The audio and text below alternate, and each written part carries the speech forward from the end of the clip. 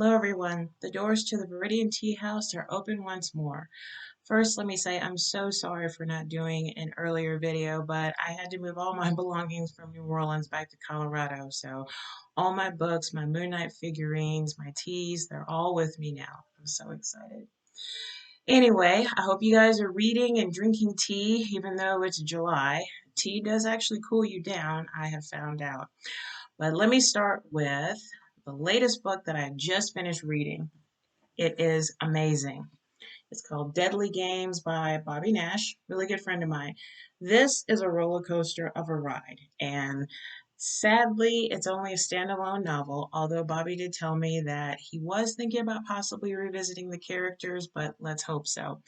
I'm actually going to do a more detailed review in the next Viridian Tea House video, so be on the lookout. But yes, let me just say Deadly Games by Bobby Nash, published through Ben Books, is quite a read. In fact, I read the latter half of the book in one sitting.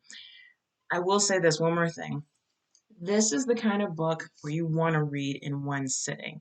You don't want to kind of chop it up between days. I unfortunately did that, so some of the momentum was lost on me, but when I actually sat down and read the rest of the book in one fluid motion, everything made sense. Like I said, it was a roller coaster ride, but I'll have more in the next Viridian Tea House video. So anyway, thank you, Bobby. Appreciate it. So this episode is going to be the Protogenoi series, which you're probably like, what's Protogenoi? I'm glad you asked that. Protogenoi is the creation by New Orleans author Eva Vanrell. This was her first book, The Butterfly Crest. The second book, I think she's still working on right now. And I don't think she's got a date as to when it's going to be released. But the first book, The Butterfly Crest, you can purchase either through her, which is www.evavanrell.com. I actually have a copy of it too in my Etsy store, Viridian Tea Company. And I do have several tea blends inspired by this book. They are Kirin, Dionysia, and Thanatos. I do have bags of all three blends, but really the most popular one is the Kirin. The Kirin is actually one of the coolest characters in the book, and I found myself gravitating toward him immensely. So much so that I made a tea blend out of him. This is Bermudan white tea and dried peaches. You can see the peaches at the bottom and the white teas on top. And this has actually been steeping for quite some time. So let's brew. So using my trusty French press. There we go. And now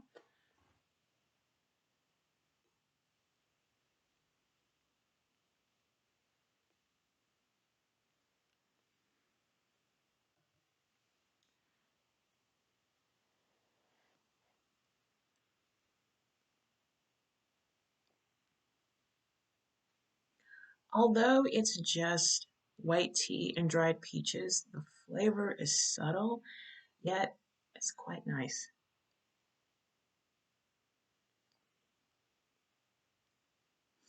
You know that while it has a delicate taste to it, there's strength behind it, much like the character.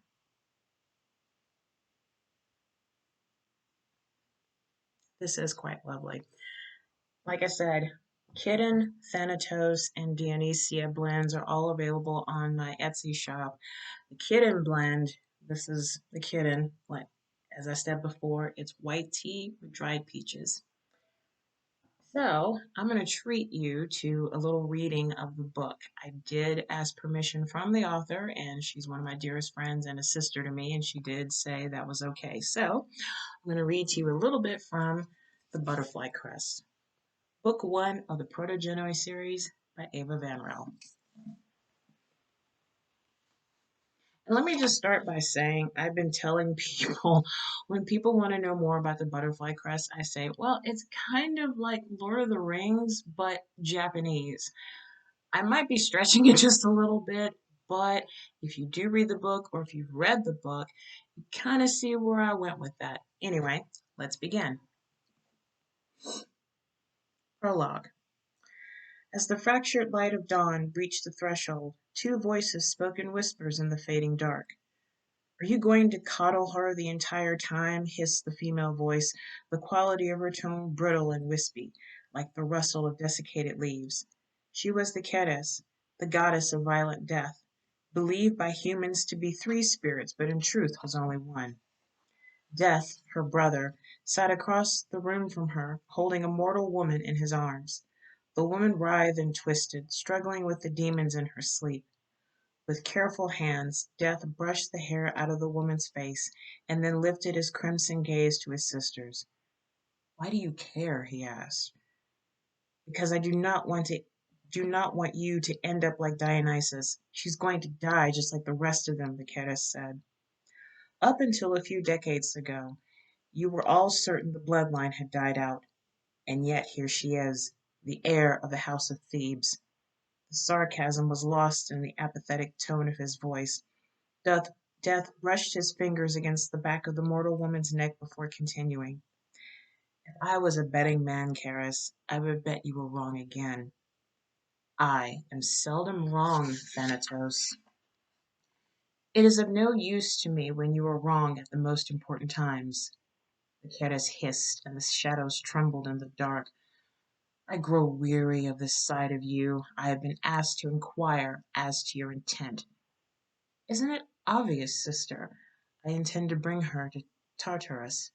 The Keres laughed, the sound hollow like the rattle of bones. "Are you mad? It's forbidden." "It is the will of her father, and I intend to see it through. Tell my mother. We should not be long." With a baleful cry, the Keres was gone.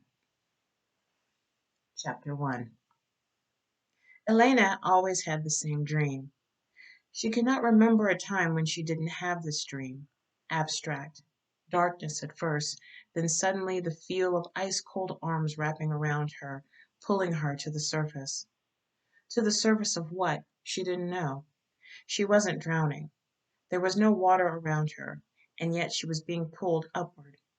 She was struggling to breathe. Someone was holding her, helping her, but she couldn't see the person. She couldn't hear a thing. Her perception shifted. She saw shards of colors, brilliant icy blues, bright vibrant reds, and through them a deadly silence. Then she woke up. Her moods were always unpredictable when she started her day, waking up from this particular dream. Some days she was melancholic, others anxious, sometimes happy, but never, ever calm. And today, of all days, Elena needed to be calm. Today she needed to have her head in the game and not in some stupid dream. "Stay awake," Elena told her reflection in the mirror. She had just stepped out of the shower and was applying her makeup. The same reflection she saw every day, excuse me, stared back at her. A raven-haired girl with an oval face, straight narrow nose, green almond-shaped eyes, and full lips, the upper lip faintly downward turning. She was pretty, but not what Elena would call beautiful. Elena peeked out of the bathroom door to check the clock on her nightstand. It was 7:17 a.m. She was running a bit late, but she could make up the time. She pulled the damp towel tighter around her and finished applying her eyeliner. She didn't rummage through her closet like she usually did, trying to find the right pieces to pair. Instead, she went with the easy, no thought needed whatsoever choice, a dress suit. It was a somewhat plain ensemble, so she slipped on her favorite pair of red-soled heels to make a subtle statement. Then she brushed out her long black hair, put on her mother's opal ring, ate a quick bowl of cereal, and headed out the door. Elena didn't realize she had forgotten the file until she was halfway to work. She was 23 minutes late by the time she drove back home to retrieve it and walked into the office. The receptionist gave her a stern look, but Elena ignored her, as well as the group of people she could half see inside of the conference room. She walked straight past the receptionist and down the various halls to her office, praying no one noticed her. When she finally reached her door, her secretary was waiting for her with a cup of hot green tea in her hand. "You are a godsend, Amelia. Has she asked for me yet?" Elena's tone was hushed, and she quickly stepped into her office, motioning for her secretary to follow. No, but Miss Marjorie's been calling and asking for you every 5 minutes, Amelia said, and took a seat in front of Elena's desk, giving her a knowing look before sitting down. She wants the expert's report and the spreadsheets you finalized last night. After a brief pause, she added, they started sniffing around about 20 minutes ago. Did you kindly remind Marjorie that there are PDF copies of the expert report in the computer? Elena was finding it very difficult to keep the annoyance out of her voice, and she would have to get that in check before walking into the conference room for the morning scheduled deposition. She was a second-year junior associate at the firm of Callas, Moratis, and Galanis. I'm so sorry. I'm so sorry, Ava, if I butchered these words. Miss Marjorie was Miss Callis' secretary, a position she apparently thought made Elena her personal lackey. This morning's deposition would be a document-intensive affair, and she would be taking the lead. It had fallen on Elena to prepare the spreadsheet summarizing the documents for her to refer to during the deposition. The spreadsheet had been complete for weeks, but as usual, she insisted on a myriad of last-minute changes. At 5 p.m. yesterday afternoon, to make the changes on time, Elena had taken home a file full of documents to work with through the night. It was that file of documents she had left at home earlier in the morning. With a resigned sigh, she set the file down on her desk and took the cup of hot tea Amelia offered. Tea for her was a religion. It reminded her of the most vivid memories she had of her mother, who had died when she was just 7 years old. Born in Japan, Elena had lived there until both of her parents had died in an accident. Her father had been an urban planner working for an American firm in Tokyo, and her mother an artist and sculptor. After her parents' death, her mother's childhood friend, Cataline, took Elena in. Elena's earliest memory was of her mother preparing tea in a room overlooking their garden. I reminded her about the PDF copies on the computer. Amelia's voice interrupted Elena's thoughts. But Marjorie insisted that she couldn't find them, so I had to print them out myself and walk them over. She knows you were late, although she didn't technically ask for you. They're waiting for the spreadsheets. The deposition is set to begin in less than 30 minutes. As always, Miss Marjorie couldn't be counted on knowing anything other than the latest office gossip, and God forbid she'd go into the computer herself to find the file. That was Elena's job: secretary, personal assistant, courier, and lawyer last. It wasn't unheard of for Marjorie to call Elena to request retrieval of a file that happened to be located immediately outside of her office. It was too logical for her to ask Miss Marjorie, whose desk was less than 20 feet away from the file cabinet, and so it somehow became Elena's job to walk halfway across the firm to her office and pull the file herself. That was only one of the many reasons Elena hated her job. Thanks for holding down the fort, Amelia. I guess I better head down there. Elena took several sips of her tea before she began to rummage through the file, as if she would somehow find a solution to her problem there. Of all days to be late, today was not the day to do it. It didn't matter that she had never been late before. They wouldn't care. With a heavy sigh, Elena grabbed the file from her desk and began the dreaded walk to the conference room. At least she had on a nice pair of heels, the day's only silver lining. Elena wasn't paying attention when she opened the door to the conference room, and she slammed right into someone. At least, it felt like a slam. She didn't have a running start, and she definitely wasn't that strong, so it shouldn't have hurt, but Elena felt as if she'd ran into a wall. For a minute, there was dead silence in the room. Elena could almost hear the collective breath, and then everyone was moving and talking all at once. The person Elena ran into, however, hadn't moved an inch. He just stood there, unnaturally still. Over his shoulder, Elena could see people moving toward them. The lead and a few others couldn't be bothered. Miss Marjorie appeared out of nowhere to Elena's left, demanding the finished spreadsheets. Elena wanted to scream. This place was like high school, but with a more lethal variety of bullets. Standing up to these bullies was like cutting your nose to spite your face. Elena couldn't afford to get fired, not with bills and the exorbitant amount of school loans she needed to pay. The file was on the floor, a casualty of the collusion, and papers were sprawled everywhere.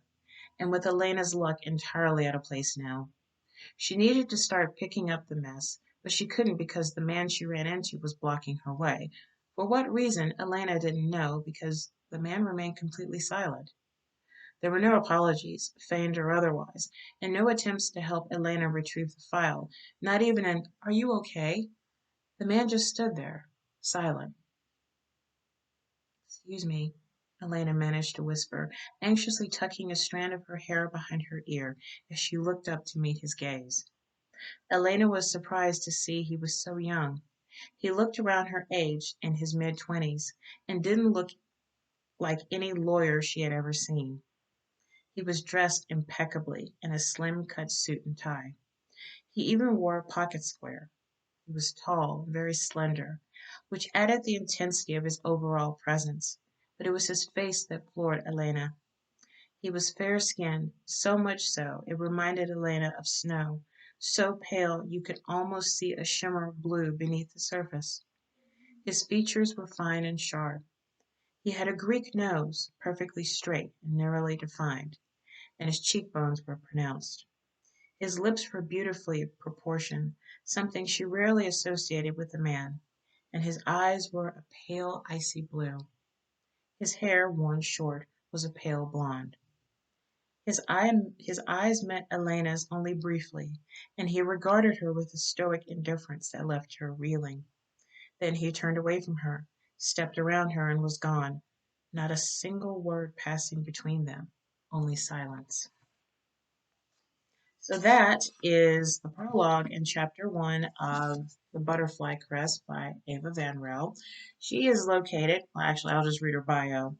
Eva Vanrell is an author, attorney, New Orleanian, lover of cherry ring pops, confirmed Japanophile, dreamer, sometimes obsessive, blunt to a fault, wishful thinker, tea and anime compulsive, diehard. In the beginning of 2011, she took a blind leap of faith to pursue what she loved most. The result of that journey is her debut novel, The Butterfly Crest. She currently lives in New Orleans with her husband, two cats, and a Japanese maple. Like I said, this book, don't let the thick of the size of the book fool you. This is a book that you will probably enjoy giving up your entire Saturday or Sunday. It does remind me again of Lord of the Rings, but set in Japan. You have a cast of characters, both mortal and immortal. The writing, the pacing is just excellent.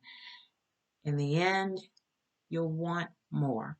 And Ava, if you're watching this, I'm ready for book two. I think a lot of people are ready for book two. Unfortunately, with the whole COVID and dealing with the virus, a lot of things got set back. But I hope that Ava is furiously typing. And if not, hey, beauty and perfection takes time. So, like I said, you can order copies of the Butterfly Crest at www.avavanrell.com. And that's E as in Edgar, V as in Victor, A as in Apple, V as in Victor, A as in Apple, N as in Nancy, R as in Richard, E as in Edgar, L as in Leo, L as in Leo. Eva Vanrell.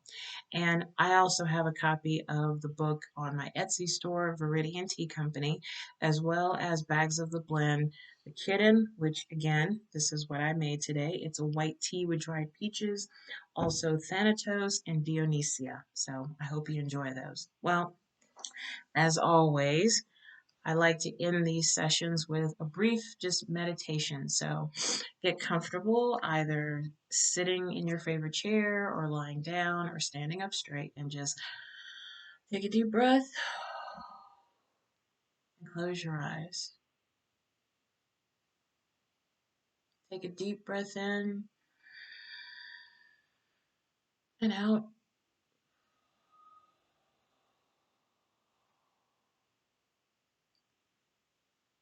Another deep breath in and out.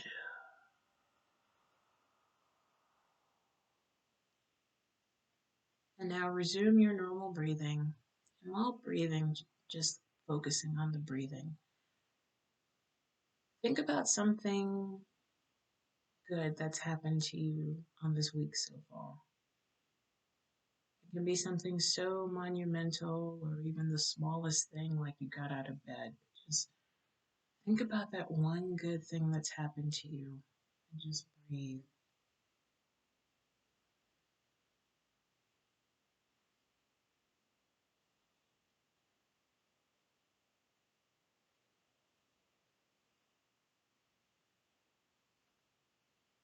If you find yourself smiling, just enjoy it.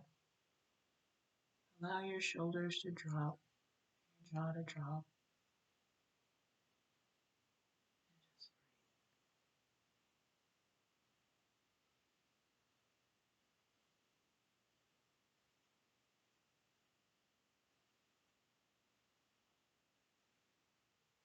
Thinking about that good moment, thing that happened to you. Did you feel good at the time? Or was it later? Did it involve anyone that you know, or was it just by yourself?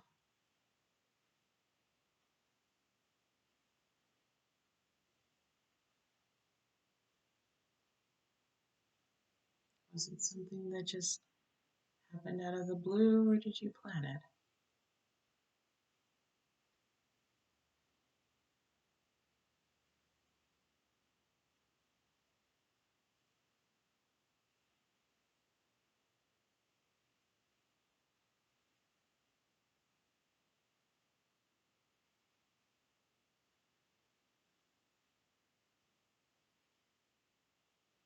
Now, allow that memory, that thought, that thing to dissolve back into your mind. Continue focusing on your breathing.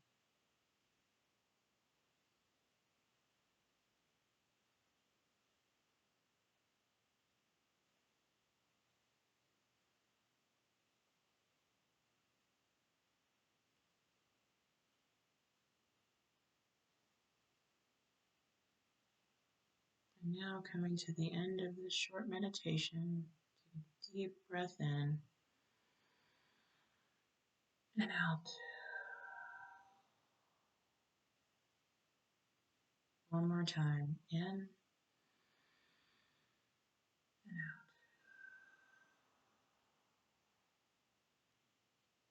Slowly open your eyes and return back to the present.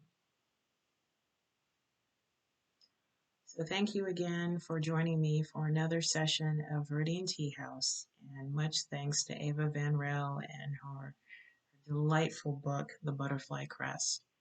And once again, my apologies for butchering the names. I'm so sorry. You know, it's one thing when you're reading a book and you mentally come up with the pronunciation of a word, but then when you actually speak it, you're like, oh, I don't know if that was right or not. So I don't know if anybody else goes through that, but I do a lot. Anyway, thank you again to Ava Vanrell, and an early thanks to Bobby Nash. I can't wait to talk about your book, Deadly Games, in the next Viridian Tea House segment. So until then, raise your cup, take a sip, and know that all will be well. Take care, everybody. Bye.